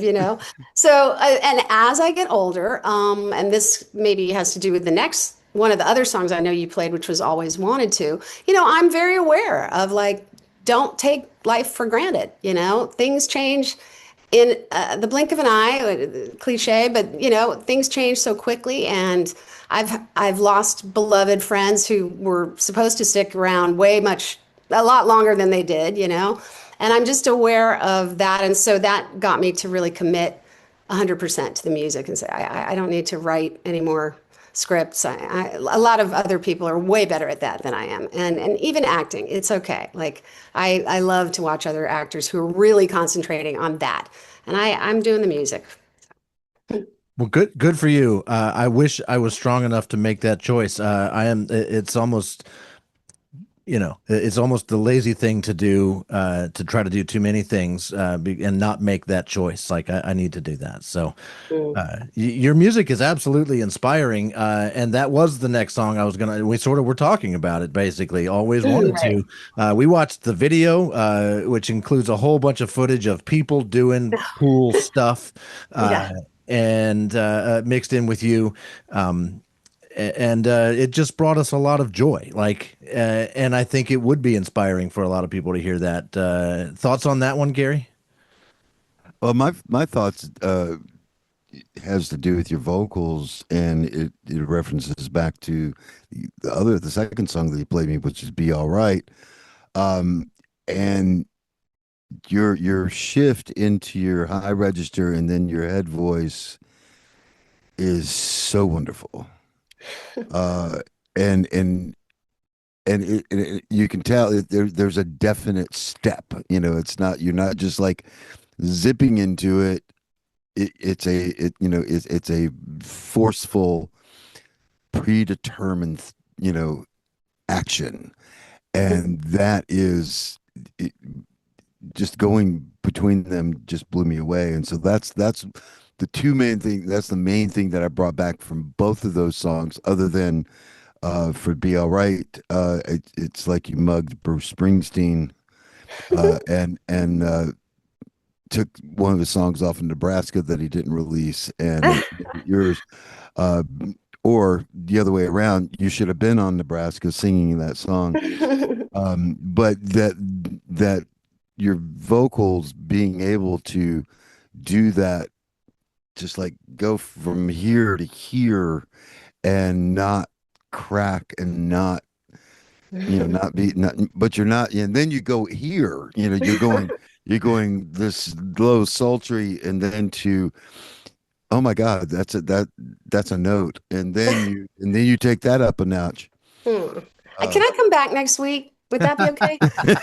Just when when I wake up and I'm like, what are you doing? Because of course we all have those days. But well, I'm just thank you so much. I really appreciate all that. And I can tell that you're a singer, Gary. So because the way you're talking about the voice, that comes from just I working on my voice, and it's an instrument and it's a muscle and you gotta stay in shape and my latest, my beloved Christina Pasqualone, my vocal coach, who also goes by the name of Elle Rhodes, she is a wonderful vocal teacher and has, yeah, really like.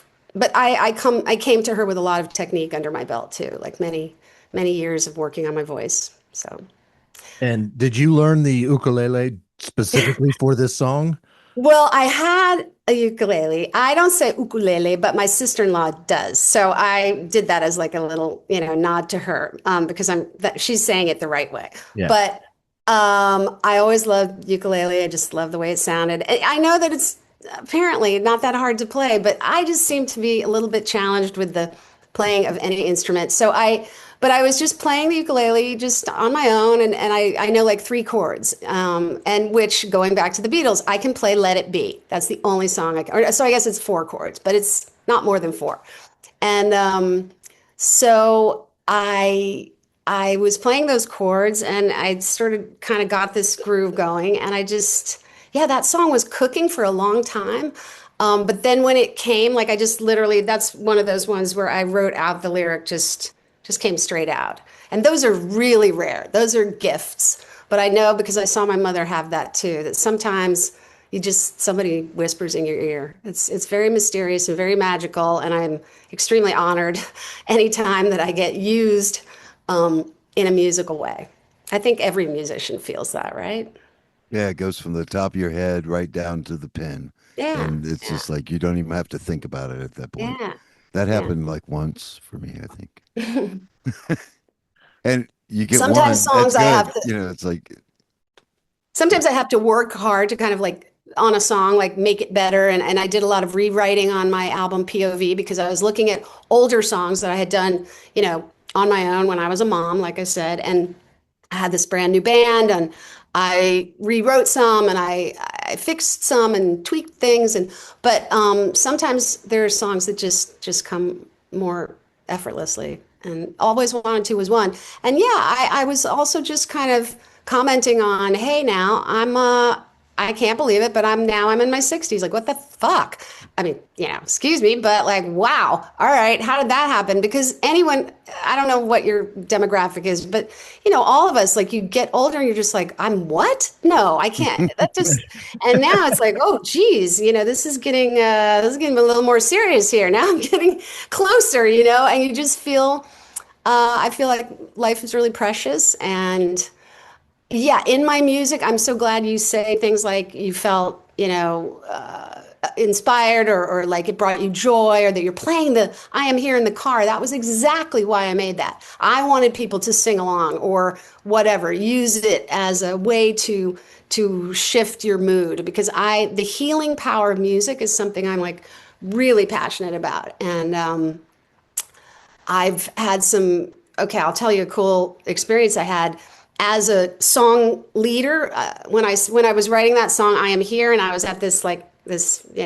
Esalen place with all the workshops and stuff. So I took two workshops. I took one on the weekend with Paul Selig, the clairvoyant, and then I took one from Monday through Friday with this woman named Issei Barnwell, and she was one of the original Sweet Honey in the Rock. And she just taught this incredible a cappella vocal class and songs, and she's a genius. And so I did that with her. But because I had been studying, basically working with my friend Maggie, who was her mentee for many years, I knew all the songs. So I looked like I was like a TA or something of the class, even though I wasn't. I was just taking the class with everyone else, but I knew all the songs. And we were doing all a cappella songs, 4-part harmony. Anyway, this is turning longer than I meant it to, but No, that's okay. I was in that class and these two women come up to me at the break and they're like, how you know all the songs. And I told them, yes, I've been doing this for a while. And they said, well, could you lead a group of people in song like this? Like you could teach them songs? And I said, yeah, absolutely. Well, they had a foundation that they had started for people who are getting out of prison and who are transitioning back to real life. And that, so it was they have a few facilities. They had some in Arizona and some in LA. And so there was one downtown for all men, all guys who had left prison or were on parole. But this is a sober living facility, and they're taking classes, they're interning, whatever. But they're all living in this building together. And so they hired me. I actually got paid, and I did it for almost 3 years. Weekly, I would go downtown and I would teach a group of men, ex-cons, you could say, formerly incarcerated people. I was teaching them songs every week, a cappella. And, that's a tough crowd, like in so many ways. And these guys were understandably like just extremely cynical and hardened. And, they're looking at me like, who is this middle-aged white lady? And what the hell? Why do I have to sit here and listen to her? And I would just get them singing. But I usually started the class by saying, let's just take a minute, close your eyes, like feel where you're at. What's your energy level? What's your mood? And then at the end of an hour of singing, we'd go back and say, let's check in and see how we feel. And these guys would come up to me like born again. They were like radiating joy, many of them, literally huge smiles. Oh my God, I can't believe how'd you do that? And I wasn't teaching them songs they knew. I wasn't teaching anything that, off the radio. Like most of the songs were just I'd pick them up along the way. They're easy to teach people in a group setting. And we did no harmonies at all, but they were just so changed. It really made me believe in the healing power of music, like physically healing, mentally healing, And there have been studies done. There was a study done in Germany where they measured people's immunity level, like their white blood cell count before choir practice and then after. And it literally, like there was more good white blood cells in the blood after an hour of singing. Like that's insane, So that is often in my mind, even on, albums where I would yes, I would love that to be successful, or someone do a TikTok or put it in a TV show. Of course I would love that. But I'm usually thinking about my listeners and could they sing along to this? How would that feel? Like, would it be, sometimes I want it to be healing. Sometimes I want it to be soothing. Sometimes I want it to be cathartic, like on Too Much. I think I was doing that of just that song I worried about that it was too musical theater, actually. That is one of the very few songs I recorded. We recorded the whole thing with the band. I recorded a vocal and I just did not like it. Nothing against musical theater, but I was like, this doesn't rock enough. Like, what is going on? I don't know why it wasn't working. And I just called the guys back in and we kind of took it apart. And the guitarist, Dave Levita, just came and we were it was really great. Yeah, we took a lot of stuff out. And then I redid the vocal to be less, I let myself be really small. And let myself be theatrical if that was what I was, I don't know, just let the energy out. But I wasn't worried so much about performing it or something. I'm not sure. Well, JR has something to say about that. Yes. So we talked about this and how that song does indeed rock. And we could probably talk about this song alone for the entire podcast. There's so much going on with it.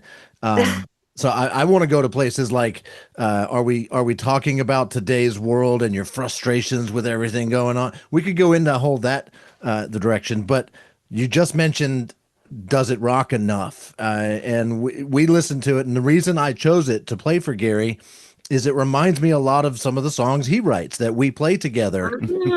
It's structured in a way. The bridge is okay, that's a Gary Hawthorne bridge if I've ever heard it. You mentioned bridges on one of your previous episodes, and I was like, what does he like about what does he want to have in a bridge? Yeah, that bridge too goes to a different place. That's what I think you're supposed to do, right? A bridge is supposed to take you to another place, be like a pause, an exhale, ooh, wait a second. Let's see what are you doing here? And then you come back. And that song is really, I think that was the first one that Mike Farrell and I actually wrote together. And I usually write all the lyrics, but we'll and then we'll do the music together. But that one, he even contributed lyrics because he came over. We were going to write a song. We had a date to do that because I really only write if I have like an appointment. I don't like walk around the house and go, oh, I'm going to write a song. Like it just, I have to like have something to show up for and someone who's going to be really disappointed if I cancel. So anyway, Mike came over and I was like, I don't even know what we should write a song about. And I couldn't find any hooks. And I was like, just my day was like, this person did this and this is happening. It was just too much. It was just too much. And I was like, oh, that would be a pretty good hook. And then he started working on it. And yeah, he works with Alanis. So I also have to, sometimes I'm like, okay, wait, that's too Alanis. Let's not do that because that doesn't sound, I don't want, because he obviously would have that in his bones from working with her and touring with her. He's the keyboardist on all her. That's his DNA. Yeah, he's extraordinary. But I remember we were just throwing out. It was like, okay, what's too much? What does that mean? And we were just spitballing. And he said, "What is the line? Oh shoot, oh gosh, I'm gonna totally blank. I'm gonna have to.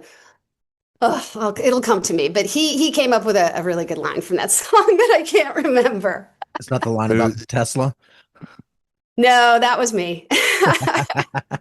No, but the funny part was when because you just said, well, we went back and we made it harder. Mm-hmm. And I'm listening to it and I had to agree wholeheartedly with JR. It's like the song structure is very similar to my song structure.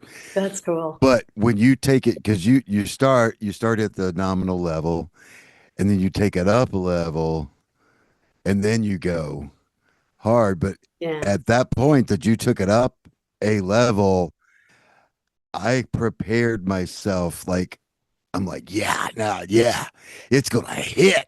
And I was like, and then it didn't. It did hit a little bit, and then it didn't.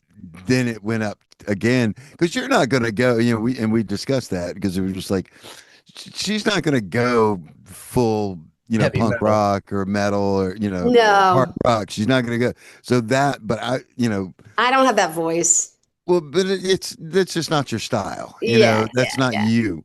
Yeah. But I wanted that the middle up one step part. I wanted that all to be the end part, the high, the high energy part, and what are you talking? Which part are you? So it goes like a pre-chorus after or the bridge. Oh, you guys are talking. No. We're way before the bridge. Okay. So you going in the pre-chorus, and then the chorus, and then you go, and then it steps up. Right. All right. So that's the step up part that I'm talking about. And then you go through a whole nother, I think it's a whole nother verse, and then it hits, and then I'm like, but right when you went to the step up, I wanted that to hit. I was like, that's, that, because that's what we would do. We just, right. We just rewrote a thing today. Right. Going, we can't let this, we can't just dilly dally with this. Right. And I had a theory. I had a theory Well, that maybe there was some discussion in the studio about literally, is that thematically too much? And am I contributing to too much? And was that a discussion and a decision or not? I mean, I think everything is a decision, as you know, and I mean, every single second of a song is a decision. I'm still like, because my brain, I'm going, wait, which part is it? Because I don't have the lyrics in front of me, but I think that song at the end, it starts with kind of a like with the list. I remembered the song. I mean, the line that Mike wrote, which was "Rage is contagious," and I was just like, "Oh, Mike, that is a good one." And so that was Mike's line. But I guess dynamically we were, trying to go up and then pull down and have kind of a journey that way.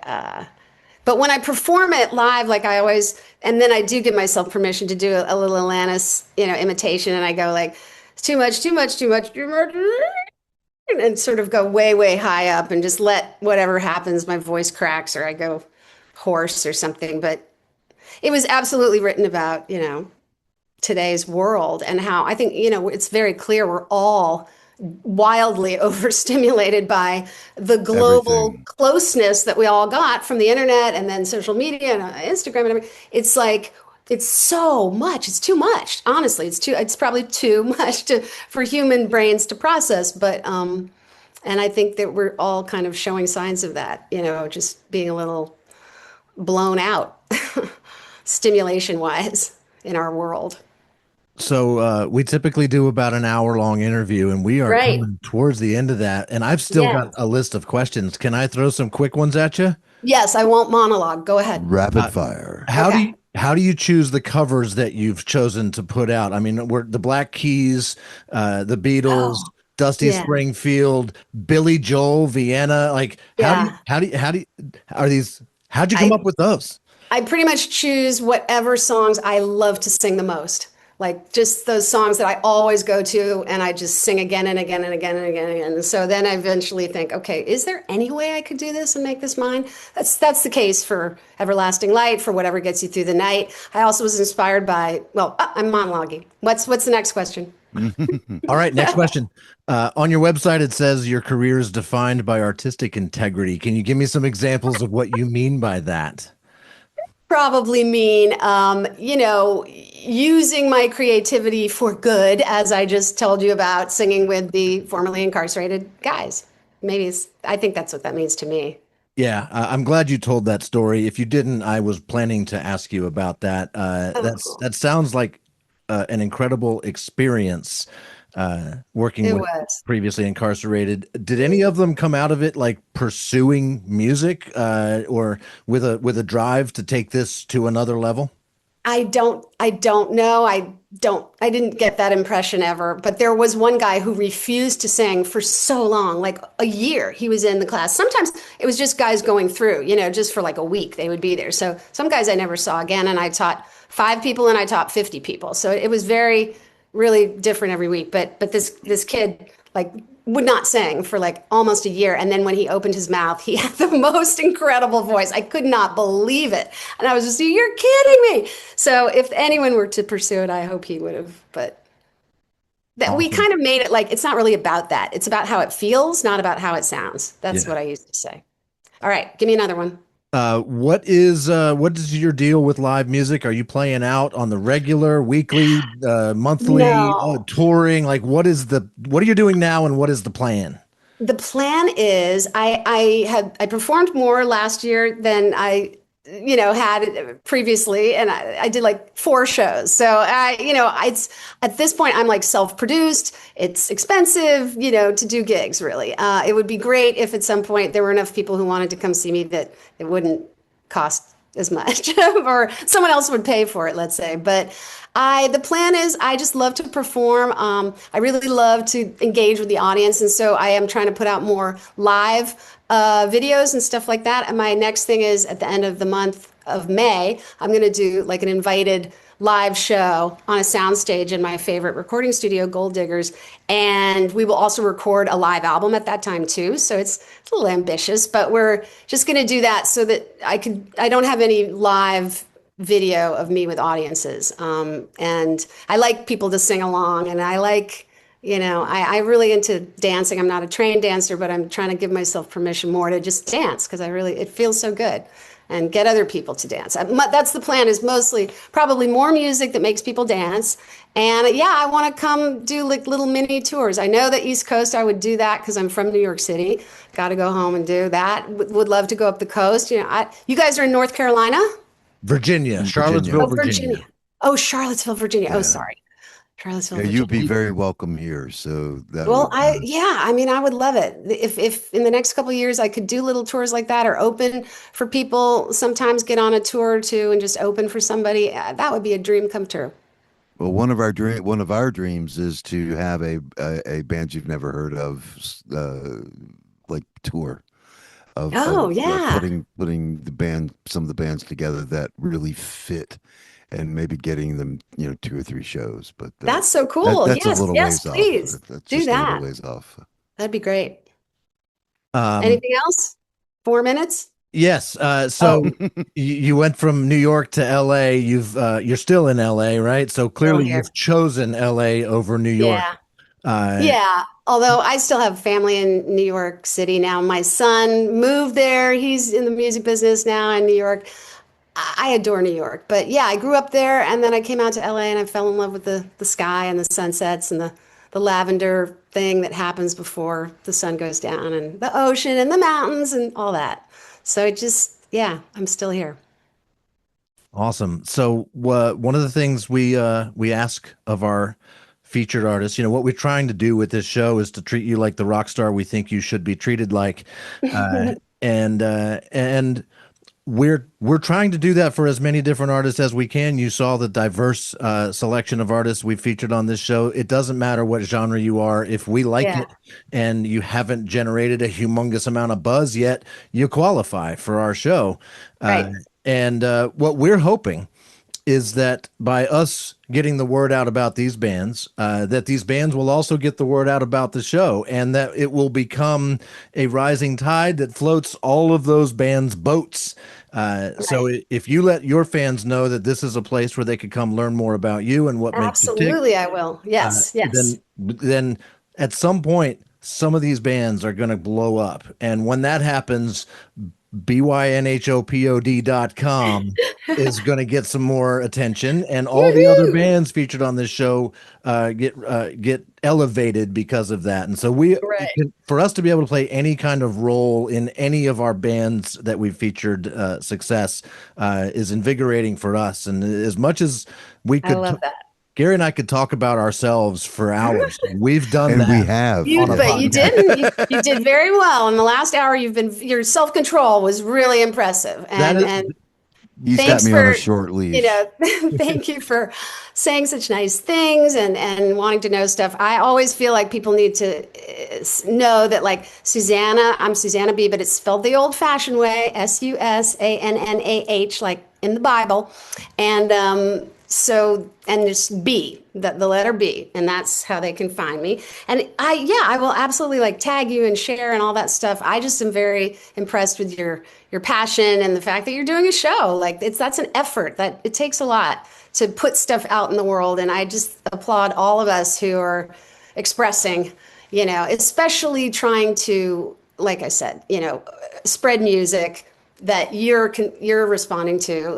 It's great. Again, music in all its forms is so deeply healing. I just think, sing along, just sing along. That's my advice to everybody. It really doesn't matter, in your car, in your shower, whatever, but just, it will change your mood. It really will. and if you listen to the main four songs we talked about tonight, you'll get the full journey, right? Huh. The cathartic nature of Too Much, Yeah. the joy and just happiness of Always Wanted To, and of course, I Am Here will haunt you.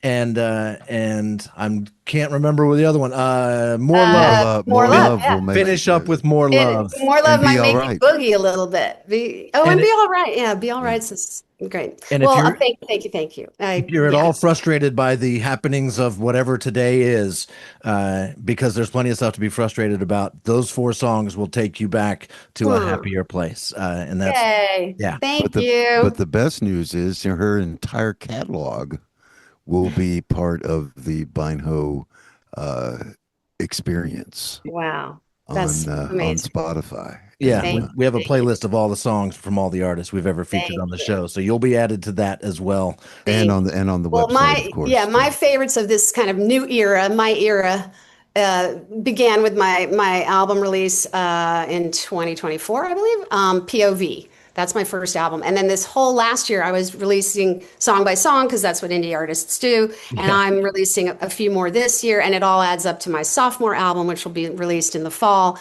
And that'll have some bonus tracks on it too, because I feel like most people have to release song by song, and that's understandable. But then when you have the album, it should be like a little bit more. That's what I think. So do you have physical I do have vinyl. I heard Mm. you love vinyl, right? I could send you a Yes. vinyl. I did a vinyl of POV. Oh, Yeah. We would love that. I will be Okay. glad. I'll send you my address. Awesome. That would be amazing. Great. Yeah. I Um, even have, yeah, I have CDs on that one. And then I haven't made, this, like I said, these will all add up to, I don't even know the title of the second album. It's weird. I don't know what That's it is. good. We But didn't pick ours until we just gave up and said, okay, it's going to be this. So we yeah. planned B because that's what we've been calling it for a year. So all right. Oh, Last good. question, I promise. Yes, yes. No, I And like it. and if you say no, we can just cut this part out of the show. Mhm. But previous bands, not every one of them, but previous bands have trusted us enough to send us an MP3 or a WAV file of a new yet unreleased song and allowed us to play it in the body of our show as a world premiere. And it just lives in the show until you put it out. And I just wanted to let you know we would be honored if you wanted to allow us to do that. If since you just Wow. mentioned you have some unreleased songs that are coming soon, I do. that would be amazing. But if you say That's really no cool. because that's not part of your marketing plan, Right. then I'll just cut this request out and we'll Well, pretend like it didn't happen. I would want to talk to my manager, but I have two ideas. One is my next song that's going to be released right at the start of the summer, and it's called Laguna. And I wrote it about Laguna Beach, where I am lucky enough to have a house, and it's literally a love song to a place, And so we're going to do a big push this summer, and I don't know if anyone will hear it, outside of Laguna, but we're gonna. It's kind of it's yeah. I mean, a song. There are those songs, as you know, that are classic, like love songs to a place, New York, New York. Yeah. Alicia Keys one too. So that's next, and maybe we could do that. Or I was thinking about another one that's actually a cover of a song my mother did. It was on her. She had two albums in the '70s with Elektra Records. Her name was Carol Hall, and this was a song that nobody has ever covered. I never heard my mother sing it, and the best part about it is, it was written by my mother, basically about her failed marriage with my father, and it's Oh, called Hard Times Lovin'. And so I was just wow. like, as the kid, like grown up kid of child of divorce, my parents split up when I was 2.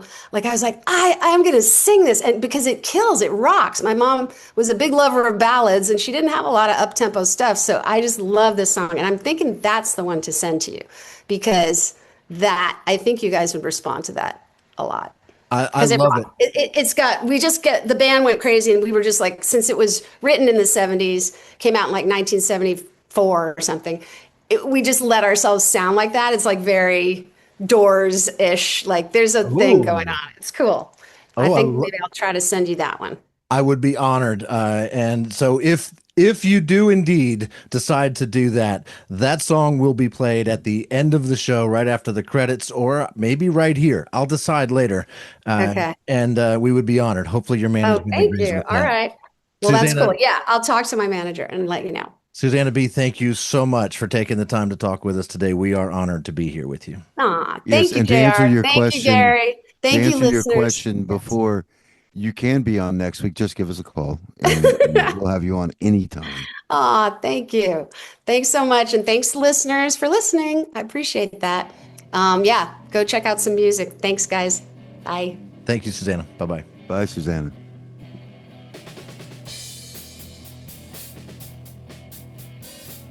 So this episode of Bands You've Never Heard Of, as are all the episodes, a production of Ranch Hand Records. That's at ranchhandrecords.com. Yeehaw! Band You Never Heard Of is hosted by Gary Hawthorne and me, J.R. Stoffel. It is written entirely by JR and reacted to in real time by me, Gary. All the songs we play on these shows are by the bands that we play, and we ask them, and they give us permission to play those songs. Yes, we had several opportunities to play some really cool covers, but we just didn't want to take that chance tonight. But you know what? They are part of Susanna B's library on Spotify, which means they will get added to the complete Bands You've Never Heard Of playlist. So that's a place to go hear her cover of the Black Keys, Dusty Springfield, the Beatles, Billy Joel, and a lot more. And you want to check out SusannaB.com. That is SusannaHB.com. And the links will be on the website in the show notes. I just mentioned it. I'm going to mention it again. The Band You've Never Heard Of, the official playlist. It's somewhere around 3 days long at this point, and growing every week as we add more songs. So go check it out. It is 3 days worth of amazing music that you've probably never heard before unless you're a regular listener of this show. Yeah, just put it on random, just on. Do it. And you've Do got, it right now. Go find the playlist. Well, no, not right now. They should finish listening to this. You can find it while you're listening, but don't hit play on anything until we not finish. yet. Because hopefully there's going to be a Susanna B unreleased song at the end of this show. Yes, you want to stick around for once. But if you are just listening and not watching us, we recommend you go over to youtube.com. And that's at /@BindHopePod. And you can see why we're going, I think she needs to provide us with a birth certificate, because she does not look like she's 61 under any circumstance, but you also get to look at our wonderful faces too. And the videos and all that good stuff. Yeah, videos, lyrics on screen whenever we can make that happen. So there's stuff to look at in addition to stuff to listen to. Yeah. And if you have anything you want to tell us or ask us, please send us an email. You can do that simply by going to bindhopepod@gmail.com. Send us your email there. If you have a band you think we should feature, if you're management of a band you think should be featured on the show, that seems to be happening more and more. So that's one of the ways people do it. Is that how Susanna came to us? Through the Gmail or through the website? Yeah, this was literally sent to the email. It was not a contact us from the website. It was not sent to my personal. It was sent to the email address we mention on this show every time. That's awesome. Yeah. Because all that, plus merch, you can actually absolutely support us in our endeavors to bring great music to the world at large. The world at large is great music to the rest of the world at large at bindhopepod.com. That's BYNHOPOD.com. And you can support us there. You can just go and donate money to us or give us money. You can buy merch. You can find out about all the bands that we have talked to and that we'll be talking to. And if Susanna B's management comes through and agrees with her and with us that she should send us a yet unreleased song, you'll be hearing that in just a few seconds. That's for those that listen all the way to the end. There's usually something at the end, after the end credits, to reward your loyalty, your dedication, your passion for bands you've never heard of. Thank you for listening this far. Hopefully you're about to hear some new music. We'll see you next time. Bye-bye. Peace out, everybody. All right, that's done. What's next?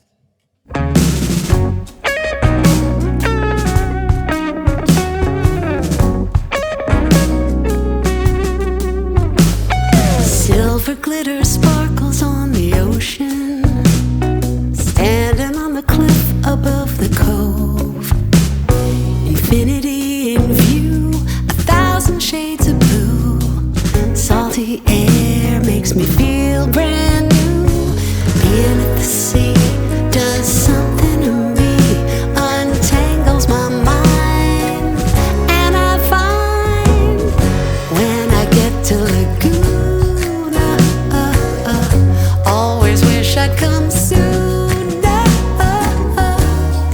Pelicans fly, baby blue sky. I gotta get to Laguna. Gotta get to Laguna.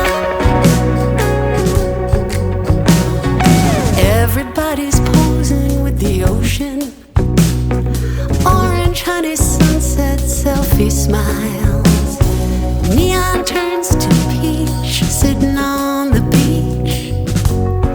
Feels so good to be here. Being at the sea does something to me, untangles my mind. And I find when I get to Laguna, always wish I'd come sooner.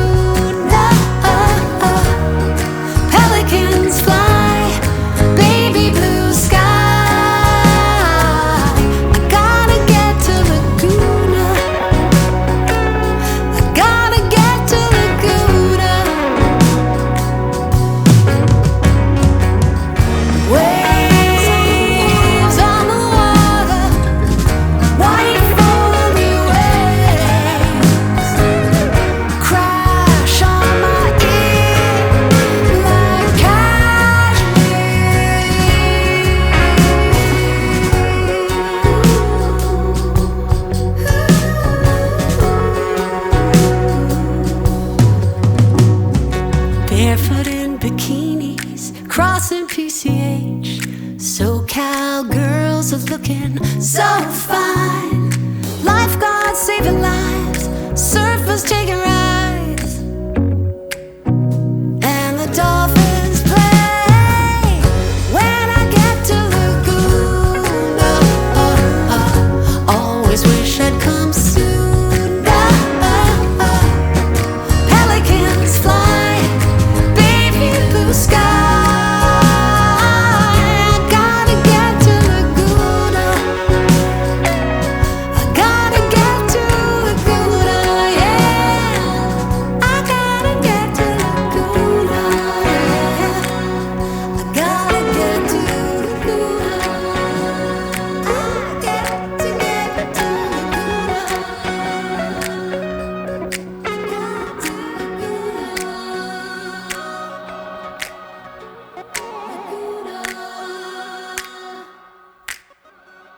Laguna.